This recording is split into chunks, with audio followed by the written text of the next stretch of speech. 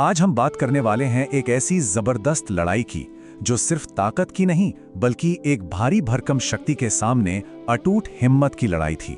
ये कहानी है एक पौराणिक पक्षी की जिसने न्याय के लिए भगवान के ही एक दुश्मन से सीधी टक्कर ले ली। तो चलिए कहानी में सीधे उतरते हैं और कहानी की शुरुआत ही होती है एक दहाड़ से। ये एक ऐसे हीरो की दहाड़ थी जिसकी किसी को उम्मीद तक नहीं थी।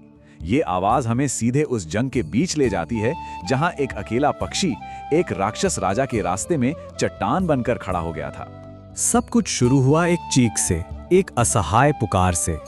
राक्षस राजा रावण अपने उड़ने वाले रथ पुष्पक विमान में सीता का अपहरण करके ले जा रहा था और मदद के लिए उनकी चीखें पूरे आसमान में गूंज रही थीं।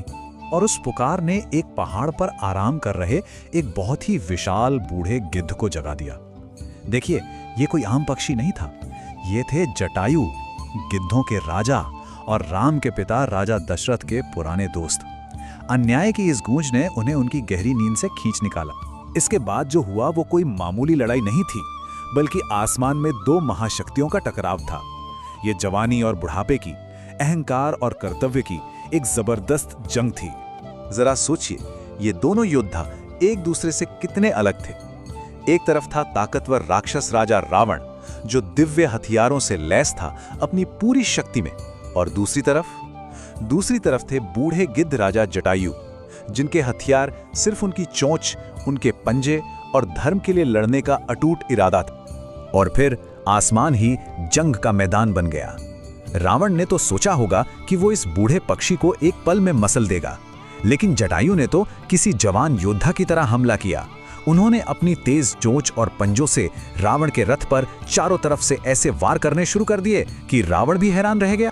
लेकिन जटायु के हमले सिर्फ यूं ही नहीं हो रहे थे, नहीं, ये एक सोची समझी रणनीति थी।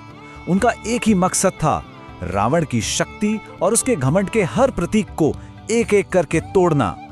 जटायु की योजना रावण को नीचा दिखाने की थी, और वो भी पूरी सटीकता के साथ, स्टेप बाय स्टेप। तो पहला कदम, उन्होंने नीचे झपट्टा मारा और रावण के रथ को खींचने वाले उन भयानक पिशाच खच्चरों को ही मार गिराया। बस राक्षस राजा का वो दिव्य वाहन जमीन पर आ गया। फिर आया दूसरा कदम, एक ऐसा पल जिसकी रावण ने कल्पना भी नहीं की होगी। जटायु ने अपनी शक्तिशाली चोंच से एक ही वार में रावण का वो प्रसिद्ध धनुष तोड़ दिया और राक्षस राजा को पल भर के लिए निहत्था कर दिया। और आखिरी कदम, उन्होंने रावण का सुनहरा कवच फाड़ डाला और उस राजा की छाती को दुनिया के सामने खुला छोड़ दिया जो खुद को अजेय समझता था। पर हर कहानी में एक मोड़ आता है, और ये लड़ाई अब एक्शन से त्रासदी की तरफ बढ़ रही थी।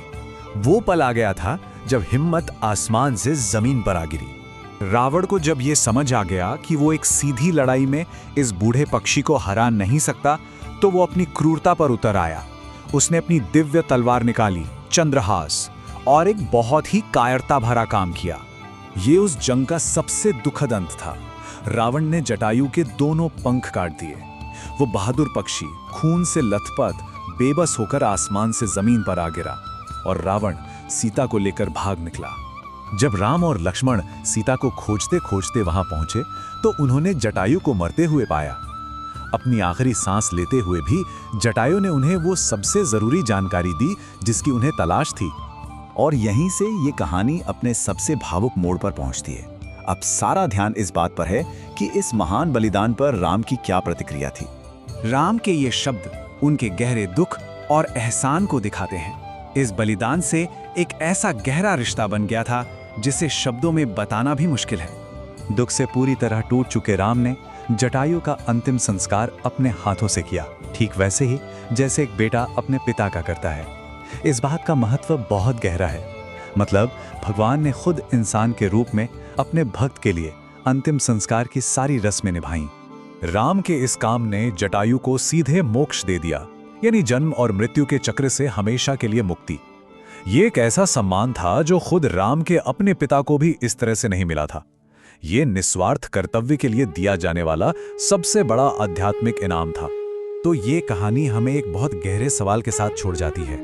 ये हमें कर्तव्य, हिम्मत और कृपा के बारे में सोचने पर मजबूर करती है। आखिर एक सच्चे बलिदान का सबसे बड़ा इनाम क्या होता है?